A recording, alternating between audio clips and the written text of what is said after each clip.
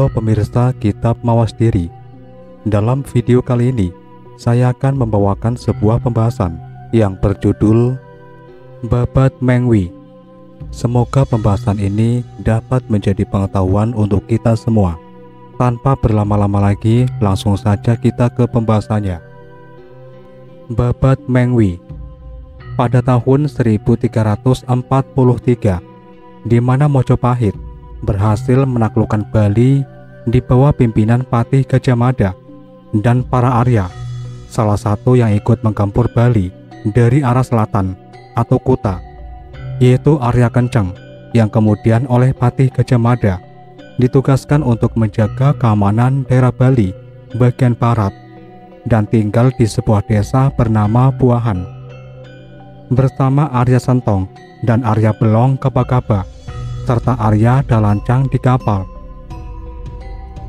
Sekitar tahun 1347 Masehi, 4 putra Puruhito Gajah Mada yang tertua menjadi adipati di Pasuruan, yang kedua menjadi adipati di Blambangan, yang ketiga wanita menjadi adipati di Sumbawa, dan yang keempat menjadi adipati di Bali. Sri Kresna Kepaksian. Sri Kresna Kepaksian beristrikan seorang Brahmani dari Griya Ketapeng Rekes, Pasuruan, Jawa Timur. Yang kedua diperistri oleh Batara Arya Kenceng, dan yang ketiga diperistri oleh Arya Sentong. Arya Kenceng dan istri Brahmani tersebut mempunyai 2 putra. 1.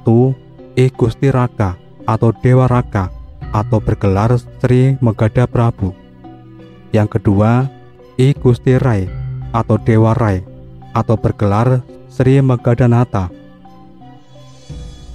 Dari istri kedua yang berasal dari desa Tegeh, Batara Arya Kenceng juga berputra 2 orang. Yang pertama, Kiai Tegeh Kori. Yang kedua, istri Tegeh kawin dengan Pangeran Asak di kapal. Ketika kerajaan Badung dilanda suatu masalah, sehingga Raja Badung, Gusti Pinati, meninggalkan Badung menuju desa Guliang Klungkung, maka pendesa Mas Badung datang menghadap kepada Batara Arya Kenceng supaya menganugerahkan seorang putranya untuk dinobatkan sebagai Raja Badung. Maka dari itu, Arya Kenceng menganugerahkan putra yang ketiga, yaitu Kiai Tegeh Kori, untuk dinobatkan sebagai Raja Badung. Dan bila berputra nanti, semoga ada yang kembali ke wilayah Mengwi, maka Kiai Tegeh Kori akhirnya diboyong ke Badung oleh pendesa Mas, dan kemudian pendesa Mas mempersembahkan putrinya untuk diperistri oleh Kiai Tegeh Kori. Sebagai pusat kerajaan ada di wilayah Tegal, sebelah selatan kuburan Badung. Kini diceritakan kembali Kiai Tegeh Kori dengan istri pendesa Mas berputra 2 orang, yaitu 1. Kiai Gede Tegeh, dan kedua Kiai Made Tegeh. Selanjutnya Kiai Gede Tegeh sebagai putra mahkota tetap tinggal di Badung. Namun Kiai Made Tegeh dengan keris Ikalatada pergi ke utara sampai di Mengwi, membuat puri dan menjadi Raja Mengwi, sebagaimana pesan kakeknya kepada Kiai Tegeh Kori. Dengan pebencangan Tri Mandala, maka sebagai seorang raja yang menganut dharma agama, maka beliau juga membuat Tri Kayangan. Yang pertama dibuat adalah Pura Dalem, atau oleh beliau disebut Pura Dalem Blerong. Barulah kemudian beliau membangun Pura Desa Puseh, Pura Pesantren Dalem, serta Ulun Suwi, di mana letak pura desa yang pertama di sebelah barat batas desa Peringkit dan Mengwi. Kiai Made Tegeh yang kemudian bergelar Kiai Agung Anglurah Mengwi I, yang berkuasa dari sebelah utara atau barat Peringkit sampai di Guwun Sembung dengan wilayah yang cukup luas, maka banyak rakyat daerah lain datang untuk mengabdi. Sekitar tahun 1408 Masehi, Kiai Made Tegeh sebagai Raja Mengwi bersama kaki tua membangun sebuah pura di pesisir tanah Let. Di atas sebidang batu pipih, di bawah pohon kendung, sebagai penyiwian jagat atau pura subak, sebagai tempat bersemayam Hyang Sedanatra. Kemudian pura itu diberi nama Pura Luhur Pakendungan. Pada masa pemerintahan dalam Ketut Ngulesir, Sri Semara Kepaksian yang merupakan pendiri Puri Gelgel, dan masa pemerintahan Kyai Langwang yang baru memindahkan pusat kerajaan Ketabanan dari Buahan. Sekitar tahun 1478, Dahyang Nirarta datang ke Bali pada masa pemerintahan dalam Watu Renggong. Sekitar tahun 1478, Dahyang Nirarta datang ke Bali. Dalam masa pemerintahan dalam Watu Renggong berkuasa di Gelgel, Majapahit mengalami keruntuhan. Dahyang Nirarta sempat sembahyang ke Pura Luhur Pakendungan, dan setelah usai, beliau pergi ke arah timur laut. Di sana beliau menancapkan sebuah tanda atau sawen, lalu pergi ke wilayah Mengwi. Karena merasa kehausan, Dahyang Nirarta meminta air minum. Namun rakyat memberikan air dengan mempergunakan alat sehari-hari atau cedok. Maka beliau mengatakan etika rakyat itu tani. Dan beliau bertanya, apakah nama wilayah ini? Rakyat itu menjawab, Mengwi. Maka Dahyang Nirarta bertanya lagi, apakah ada raja atau ratu? Maka rakyat itu menjawab, ada di sebelah utara. Maka akhirnya Dahyang Nirarta bersabda, mulai saat itu pusat Mengwi diberi nama Mengwi Tani, dengan batas di sebelah utara Puri Bantas, dan sebagian Mengwi Utara diberi nama Mengwi Gede. Maka beliau melanjutkan perjalanan ke utara setelah dijemput oleh utusan Raja Mengwi, di mana beliau akhirnya mendapatkan penghormatan yang cukup. Maka beliau akhirnya menyarankan Raja Mengwi untuk membuat sebuah pura di sebelah timur laut, Pura Luhur Pakendungan, yang telah diberi tanda atau sawen. Maka kemudian, setelah selesai, Raja Mengwi memberikan nama pura tersebut Pura Dangin Sawen. Akhirnya beliau melanjutkan perjalanan ke Mengwi, bagian utara. Karena rakyat amat berbakti, maka dibangunlah dua buah pura, bernama Pura Taman Sari dan Pura Sakti, serta memberikan anugerah kepada rakyat atas permohonannya untuk menjadi Brahmana dengan satu sisya atau rakyat. Juga menetapkan daerah tersebut bernama Mengwi Gede. Namun Trikahyangan tetap berada di selatan. Namun hal tersebut baru terlaksana atau terrealisasi ketika I Gusti Agung Putu mulai menjadi raja di Mengwi pada tahun 1700 Masehi. Ketika Dahyang Nirarta melanjutkan perjalanan ke timur, rakyat di sana sedang melakukan pesta di mana mereka membuat babi guling. Begitu mendengar Dahyang Nirarta datang, maka spontan rakyat tersebut menyembunyikan babi guling tersebut di bawah atap angkul-angkul. Seraya rakyat tersebut mengintip dari balik sebelah daun pintu atau pintu kuadi. Maka Dahyang Nirarta sedikit kesal, lalu mengutuk babi guling itu menjadi mentimun atau timun guling. Maka mulai saat itu, daerah atau desa tersebut diberi nama Gulingan, dan bersabda rakyat di daerah itu tidak boleh menggunakan pintu berdaun dua.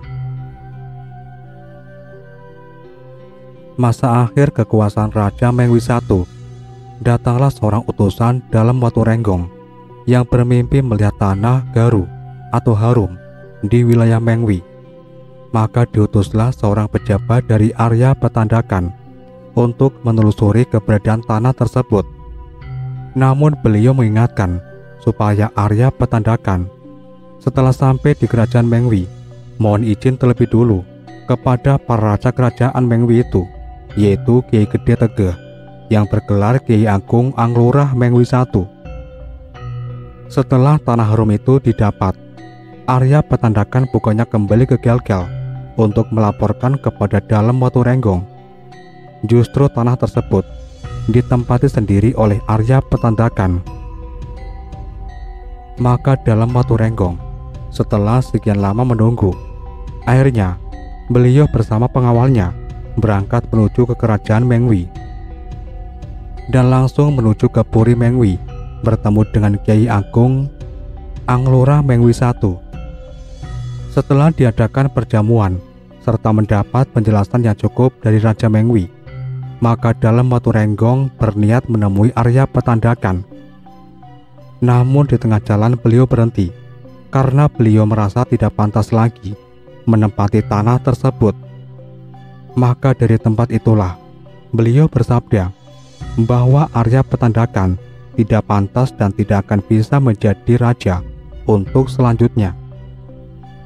Maka belakangan di tempat beliau, Dalem Waturenggong, bersabda itulah dibangun sebuah pura bernama Pura Dalem Waturenggong, pura batur oleh rakyat Mengwi pada masa pemerintahan Kiai Gede Tegal atau Kiai Agung Anglurah Mengwi II.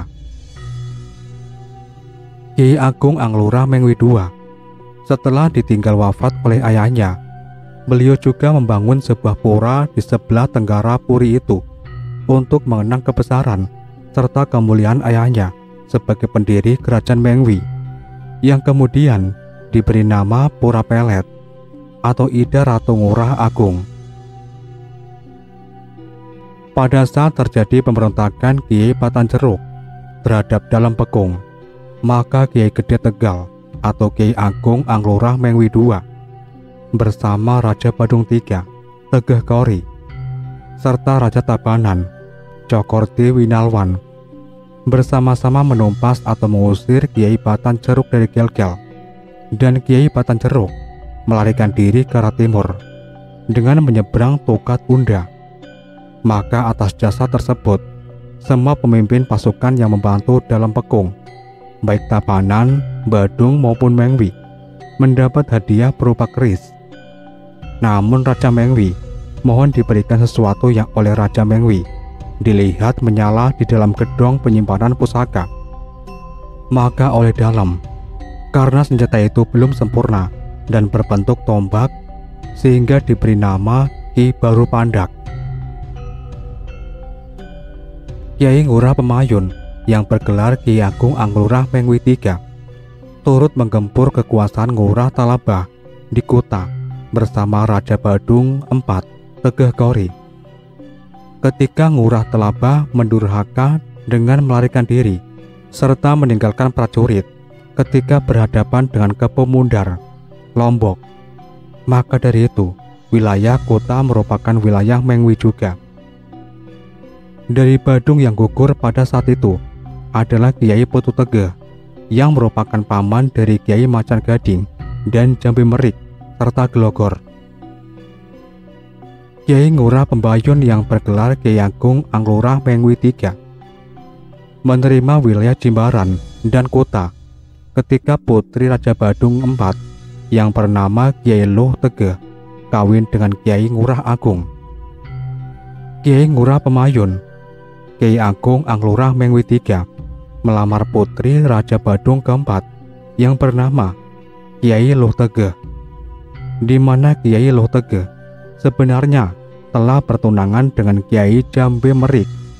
Namun Raja Mengwi tetap melamar juga karena Raja Badung IV, Tegeh Kori. Kiai Jambe Merik adalah putra Kiai Jambe Pole. Namun lamaran Raja Mengwi akhirnya diterima juga oleh Raja Badung karena beliau berdua adalah mindon oleh Raja Badung ke Mengwi, dianggap lebih pantas dan lebih agung, maka diperintahkan juga untuk mencari hari baik. Namun Raja Mengwi tidak membuang kesempatan segera memboyong Kiai Luh Tegeh untuk dipertemukan dengan putranya, sehingga kejadian ini membangkitkan kemarahan Kiai Jambe Merik dan Kiai Macan Gading serta ayahnya yaitu Kiai Jambe Pole. maka digempurlah kekuasaan Tegeh Kori di Badung. Untuk itu, Raja Badung IV dari dinasti Tegeh Kori jatuh dan beralih ke utara untuk tinggal sementara di kapal. Karena permintaan bantuan kepada Raja Mengwi tidak dihiraukan dengan utusan Kiai Ketut Timbul atau Kesa Geden Bukit, maka dari itu Raja Badung IV bersama putra tertua beralih ke Tegal Tamu.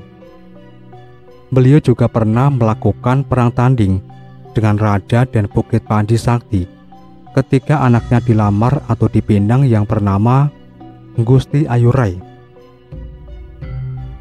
Setelah runtuhnya Tegeh Kori, akhirnya Kiai Jambe Merik membangun puri di sebelah timur Tukat Badung bernama Peken Pasah. Kiai Macan Gading membangun puri Pemecutan, di mana Panji Sakti ketika hendak memperluas wilayah kekuasaannya ke Kiai Macan Gading dengan seorang putranya yang masih muda namun sangat perkasa.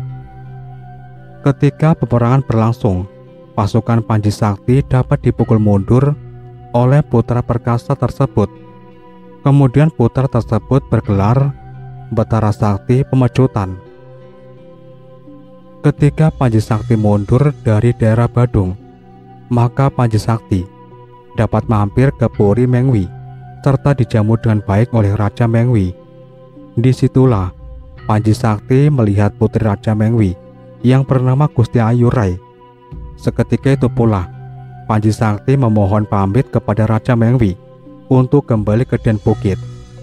Setelah sampai di Den Bukit, maka disitulah Panji Sakti mengurus patih kerajaan untuk segera meminang putri Raja Mengwi yang bernama I Gusti Ayurai. Namun sayang, pinangan tersebut dianggap penghinaan oleh Raja Mengwi. Disitulah akhirnya Raja Mengwi kembali mengutus patih tersebut untuk supaya Panji Sakti datang sendiri dan berperang tanding dengan Raja Mengwi. Dan jika bisa mengalahkan Raja Mengwi, barulah Panji Sakti bisa memboyong Gusti Ayurai untuk dijadikan permaisuri. Setelah selesai patih melaporkan, maka Panji Sakti cepat naik pitam. Dikerahkannya pasukan untuk segera berangkat ke kerajaan Mengwi. Baru sampai di perbatasan kerajaan Mengwi, yaitu desa Parean dan Kuwun, pasukan dihentikan untuk istirahat. Di situ pula seorang pembesar diutus untuk menghadap Raja Mengwi untuk segera menyerahkan Gusti Ayurai. Namun Raja Mengwi kembali mengutusnya supaya Panji Sakti lekas kembali ke Den Bukit. Jika takut perang tanding melawan Raja Mengwi, karena yang takut perang tanding melawan Raja Mengwi, karena yang dikehendaki oleh Raja Mengwi bukanlah pertempuran antara prajurit dan rakyat. Maka Panji Sakti akhirnya melanjutkan perjalanan, dan sesampainya di Mengwi, Panji Sakti menyatakan siap akan perang tanding. Namun Raja Mengwi malah menyuruh Panji Sakti untuk beristirahat dengan baik, supaya Raja Mengwi tidak dianggap menyerang lawan dalam posisi lemah, karena perang tanding akan dilaksanakan keesokan harinya. Di sana pula Raja Mengwi menyuruh prajurit beliau untuk menjamu prajurit Dan Bukit, serta beliau meyakinkan kedua belah pihak bahwa tidak ada perang antar prajurit atau rakyat. Untuk lebih meyakinkan prajurit Mengwi itu bergabung bersama prajurit Dan Bukit. Setelah hari dan saat yang dinanti tiba, baik Raja Mengwi ataupun Panji Sakti bersiap-siap untuk perang tanding. Setelah keduanya menyatakan siap, maka perang tanding pun dimulai. Beliau sama-sama tangkas serta cakap dalam taktik perang dan menggunakan senjata. Setelah seharian penuh beliau berdua menguras keringat, maka perang tanding pun dihentikan oleh Raja Mengwi. Maka Raja Mengwi bersabda bahwa dalam perang tanding itu tidak ada yang kalah maupun yang menang. Dituliskan Panji Sakti bersabda bahwa beliau juga mengakui keberadaan serta kesaksian Raja Mengwi. oleh karena Panji Sakti merasa tidak mampu mengalahkan Raja Mengwi. Maka sore itu juga, beliau mohon diri untuk kembali ke Den Bukit. Namun hal itu dihalangi oleh Raja Mengwi, serta beliau bersabda, "Anakku Panji Sakti mengetahui serta tidak meremehkan keberadaan ayahmu sebagai Raja Mengwi, maka perang tanding harus dilaksanakan. Jika engkau anakku Panji Sakti kembali ke Den Bukit, sebaiknya lanjutkan perjalanan besok hari, serta ajaklah adikmu Gusti Ayurai ikut serta ke Den Bukit dan jadikan permaisuri." Sekitar tahun 1639 sampai 1641, Sri Dimade memerintahkan Ngurah Tabanan atau Kiai Wayan Pamadekan. Kiai Made Pamadekan dan Ngurah Tamu Pajung untuk menyerang Blambangan guna mengusir prajurit Mataram yang telah menduduki wilayah itu. Namun Kiai Wayan Pamadekan dapat ditawan dan dijadikan menantu oleh Raja Mataram sehingga berputra Raden Tumenggung. Setelah Kiai Made Pamadekan kembali dan tidak berapa lama meninggal di Tabanan, maka ayahnya yang bergelar Cokorde Winawan menggantikan untuk sementara waktu, mengingat cucu-cucunya masih kecil. Saat itu beliau bergelar Cokorde Mekules. Kiai Ngurah Agung atau Kiai Agung Lurah Mengwi IV yang diperistrikan Kiai Loh Tegeh dari Badung atas perintah Cokorde Mekules Tabanan supaya membantu Ngurah Ayunan dalam menghadapi kakaknya Ngurah Tamu atau Pajung. Setelah berhasil mengalahkan Kiai Ngurah Tamu, maka semua kekayaan diambil alih oleh Kiai Ngurah Ayunan dan semua prajurit atau wadua diambil alih oleh Raja Mengwi, Kiai Ngurah Pupuan. Kiai Ngurah Agung yang bergelar Kiai Agung Anglurah Mengwi IV atas perintah Cokorde Mekules. Beliau membantu Ngurah Ayunan untuk menyerang kakaknya, yaitu Kerajaan Pajung, Kiai Ngurah Tamu, yang berada di sebelah selatan Ayunan dan sebelah utara Kapal. Setelah Kiai Ngurah Ayunan menang, beliau bergelar Kiai Ngurah Pajung Sakti dan pindah dari Ayunan ke Perean. Kiai Ngurah Tegeh atau Kiai Agung Anglurah Mengwi V dan Gusti Ayu Pongan yang beribukan Kiai Loh Tegeh, putra Raja Badung keempat, yang mana kemudian I Gusti Ayu Pongan kawin lagi dengan putra Kiai Macan Gading yang bernama Betara Sakti Pemecutan. Maka dari itu, wilayah Kuta dan Jimbaran kembali diserahkan kepada Betara Sakti Pemecutan. Kiai Agung Lurah Mengwi V pernah menumpas pemberontakan di arah Paradaya dari Pandegege. Ketika itu beliau meninggalkan sebagian prajuritnya di timur. Hanya beliau beserta sebagian prajuritnya menyerang ke daerah barat, namun begitu berhasil menumpas gerakan yang ada di barat, serta-merta begitu melihat ke timur, maka prajurit beliau, Mengwi, juga dapat ditaklukkan oleh musuh. Maka dari itu, beliau memutuskan dan bersabda kepada prajurit pengiring supaya mengikuti beliau berjalan ke arah musuh dengan memanggul pusaka Ki Baru Pandak, dengan catatan jika prajurit lawan tidak mendahului, maka prajurit Mengwi juga tidak boleh menyerang. Manakala beliau berjalan di tengah-tengah musuh yang telah memberikan jalan, karena prajurit musuh melihat api besar sebesar kurungan ayam di atas pusaka yang dipanggul oleh Raja Mengwi, Kiai Ngurah Tegeh juga mendirikan pura bernama Pura Dalem Sari di sebelah selatan Puri. Kiai Ngurah Gede Agung yang bergelar Kiai Agung Mengwi ke-6 bersama Ngurah Cemenggon Beringkit bersama Ngurah Nguwi Petandakan menyerang kerajaan serta mandat kekuasaan kepada Gusti Agung Putu di Belayu.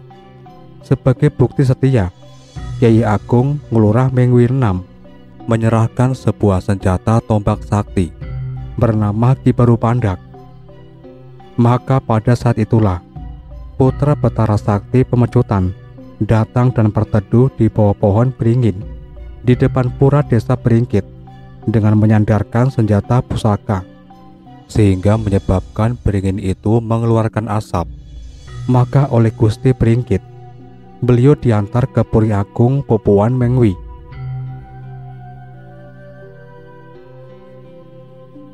Namun karena Ki Agung Anglora Mengwi IV baru saja menyerahkan kekuasaannya kepada I Gusti Agung Putu di Belayu atas kerajaan Mengwi, maka dari itu putra tersebut yang bernama Kiai Lanang Pupuan atau Kiai Pupuan diajak tinggal bersama di Puri Agung Pupuan Saren Kelot oleh pamannya Kiai Ngurah Gede Agung, dan Bendem diberikan tempat di sebelah utara Puri ketika I Gusti Agung Putu pindah dari Belayu ke Pekah dan mengalahkan Pasek Badak.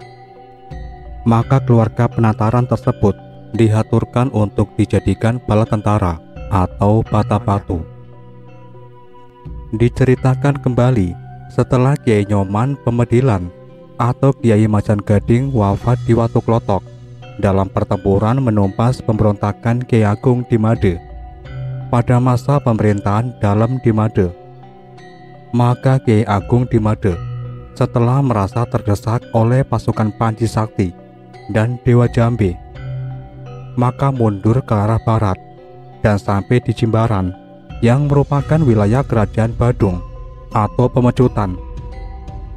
Sebagai tatajan I Gusti Ayu Pongan, putri Raja Mengwi keempat, maka atas perintah Cokor Desakti Pemecutan kepada bawahannya supaya mengusir Kiai Agung di Made dari Jimbaran, maka Kiai Agung di Made beralih ke kapal bersama putra yang kedua yang bernama Kiai Agung Made Anom.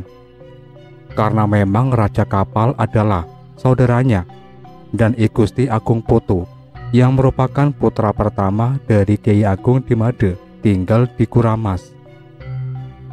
Belakangan setelah Panji Sakti berputra Panji Wayahan dan memegang kekuasaan di Den Bukit, maka kerajaan Mengwi terjadi pelimpahan kekuasaan, di mana I Gusti Agung Putu cucu dari I Gusti Agung di Made atau I Gusti Agung Badeng, setelah berhasil dalam semedi di Puncak Mangu, maka beliau bersama 40 rakyat atau pengiring dari marga berhasil merabas hutan yang angker, dan beliau membangun puri. Dari sana kemudian daerah itu disebut Belayu atau Balaayu. Nah, disitulah Raja Mengwi yang bergelar Kiai Agung Mengwi VI menyerahkan kerajaan serta mandat kekuasaan atas kerajaan Mengwi yang terbentang dari sebelah barat dan utara Beringkit sampai sebelah selatan Parean kepada I Gusti Agung Putu sebagai bukti setia dan tunduk. Maka Kiai Agung Anglora Mengwi VI yang kemudian disebut Ngurah Pupuan menyerahkan sebuah senjata tombak sakti bernama Ki Barupandak.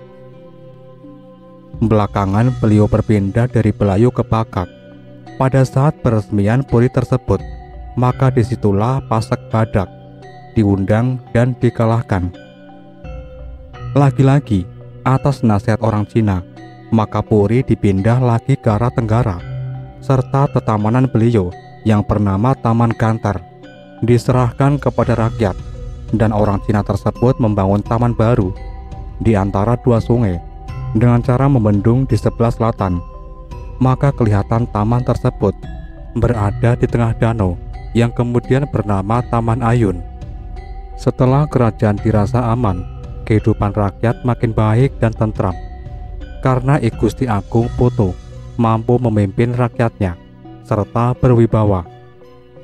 Ketentraman sedikit terusik oleh ulah ingin memperluas wilayah kerajaan dan bukit seperti cita-cita ayahnya ke arah selatan. Disitulah I Gusti Agung Putu yang bergelar Cokorda Sakti Mengwi menjadi murka dan segera mengerahkan prajurit untuk menggempur kekuasaan Panji Wayahan di Den Bukit. Maka terjadilah pertempuran yang amat dahsyat, yang mana akhirnya terjadi kekalahan di pihak Panji Wayahan. Disitulah akhirnya Panji Wayahan supaya Den Bukit tidak dikuasai oleh Mengwi. Maka wilayah Blambangan yang dulu didapat oleh ayahnya kini diserahkan kepada Raja Mengwi. Pada suatu hari Raja Mengwi hendak melihat-lihat daerah jajahannya, yaitu Blambangan.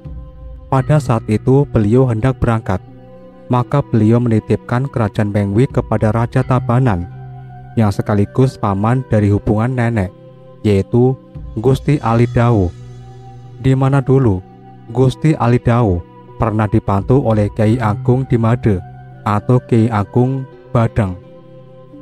Ketika hendak mengalahkan Kiai Malkangin dengan bantuan Kiai Agung di Made, Kiai Agung Badeng Kapal, yang kemudian bergelar Sri Mangada Sakti. Setelah Cokorda Sakti Mengwi datang dari Blambangan, maka beliau bergelar Cokorda Sakti Blambangan. Kini diceritakan kembali, I Gusti Agung Putu setelah menerima senjata tombak Sakti Ki Baru Pandak, lalu beliau mengutus kembali Ngurah Pupuan untuk menggempur kekuasaan Ngurah Patu Tumpeng atau Kekeran. Karena beliau teringat akan masa lalu, di mana beliau pernah dikalahkan oleh Ngurah Patu Tumpeng atas nama Raja Mengwi. Setelah Ngurah Patu Tumpeng kalah dan terbunuh, ada sebagian keluarganya yang lari ke arah barat. Inilah nama Raja-Raja Mengwi. 1. I Gusti Agung Sakti atau Gusti Agung Anom 1690 hingga 1722. Yang kedua, Gusti Agung Made Alangkajeng 1722 hingga 1740. Yang ketiga, Gusti Agung Putumayun 1740-an. Yang keempat, Gusti Agung Made Munggu 1740 hingga 1770 atau 80. Yang kelima, Gusti Agung Putu Agung 1770 atau 80 hingga 1793 atau 94. Yang keenam, Gusti Ayu Oka Kapakaba 1770 hingga 1807. Yang ketujuh, Gusti Agung Ngurah Madagung I 1807 hingga 1823. Yang kedelapan, Gusti Agung Ngurah Made Agung II Putra 1829 hingga 1836. Yang kesembilan, Gusti Agung Ketut Besaki 1836 hingga 1850. Yang kesepuluh, Gusti Agung Ngurah Made Agung III 1859 hingga 1891. Kerajaan Mengwi adalah kerajaan di Bali yang raja-rajanya masih keturunan Gajah Mada, Mahapati, Mojopahit. Pada masa jayanya, kerajaan yang berpusat di Kabupaten Badung ini menguasai wilayah Karma, Kadaatan, Gianyar, dan Marga. Setelah 2 abad berkuasa, kerajaan Mengwi runtuh pada akhir abad ke-19 karena diserang oleh kerajaan-kerajaan lain di Bali. Sejarah berdirinya kerajaan Mengwi. Asal-usul kerajaan Mengwi dapat ditelusuri dari kisah seorang tokoh bernama Agung Anom yang berhasil menguasai desa Kapal, selatan Mengwi pada abad ke-17. Namun karena serangan penguasa lokal lainnya, ia terpaksa melarikan diri dan akhirnya menjadi pemimpin di desa Belayu. Agar kekuasaannya semakin kokoh, Agung Anom menjalin aliansi dengan Buleleng yang saat itu dikuasai oleh Panji Sakti. Bahkan hubungan keduanya dikukuhkan dengan pernikahan antara Agung Anom dengan putri Panji Sakti. Menjelang awal abad ke-18, Agung Anom turut serta dalam penaklukan Buleleng atas Blambangan, di ujung Jawa Timur. Setelah kematian Panji Sakti pada sekitar tahun 1704, hubungan Agung Anom dengan Buleleng yang mengalami konflik suksesi mulai renggang. Ia lantas mengukuhkan diri sebagai Raja Mengwi pertama dengan gelar I Gusti Agung Ngurah Mada Agung 1690 hingga 1722. Setelah itu pusat kerajaan dipindahkan dari Belayu ke desa Mengwi yang letaknya dianggap lebih strategis. Di bawah kekuasaan Agung Anom, wilayah kerajaan Mengwi diperluas hingga Buleleng di utara, Jembrana di barat, dan Blambangan di Jawa Timur. Pemberontakan di Mengwi. Munculnya kerajaan Mengwi sebagai kekuatan baru di Bali membuat persaingan dengan kerajaan lain tidak dapat dihindarkan. Ancaman masih datang saat Agung Anom digantikan oleh putranya, Gusti Agung Made Alengkajeng pada tahun 1722. Selain mempertahankan kekuasaan Mengwi atas Blambangan, pada tahun 1733, Gusti Agung Made Alengkajeng juga menghadapi perlawanan Buleleng dan Sukawati atau Gianyar. Peperangan yang melibatkan setidaknya 12.000 pasukan ini berhasil dimenangkan oleh Mengwi. Ancaman juga dihadapi raja dari keluarga kerajaan sendiri. Pada tahun 1739, Gusti Agung Made Alengkajeng berhasil memadamkan upaya kudeta yang dilakukan oleh seorang saudaranya. Konflik masih berlanjut pada masa penggantiannya, yakni Gusti Agung Made Munggu, di mana Mengwi harus merelakan Blambangan kepada VOC dan Buleleng kepada Karangasem pada tahun 1770-an. Runtuhnya kerajaan Mengwi. Mundurnya kerajaan Mengwi terjadi pada masa pemerintahan Gusti Ayu Oka yang jatuh cinta terhadap Dewa Manggis V dari Gianyar. Karena perasaannya itu, Ratu Mengwi bahkan membiarkan saja Gianyar mencaplok beberapa wilayahnya. Ketika Agung Ngurah Made Agung menggantikan Gusti Ayu Oka, wilayah Mengwi semakin menyusut karena direbut oleh kerajaan-kerajaan lain. Keadaan menjadi semakin parah setelah raja menyingkirkan orang-orang yang jujur dari kerajaan dan mempertahankan pejabat yang korup. Antara 1823 hingga 1828, kerajaan Mengwi berada di bawah kekuasaan Badung, kemudian diserahkan kepada Klungkung. Meski Gusti Agung Ngurah Made Agung Putra berusaha menegakkan kedaulatan kerajaannya, nyatanya keinginan itu sulit untuk dicapai. Sepeninggal Gusti Agung Ngurah Made Agung Putra, kerajaan Mengwi terus menghadapi masalah suksesi. Pada tahun 1885, hubungan Mengwi dengan Klungkung, Badung, dan Tabanan berubah menjadi kurang harmonis. Di tengah peperangan, Raja Klungkung menyerahkan Mengwi kepada Tabanan, Badung, dan Bangli.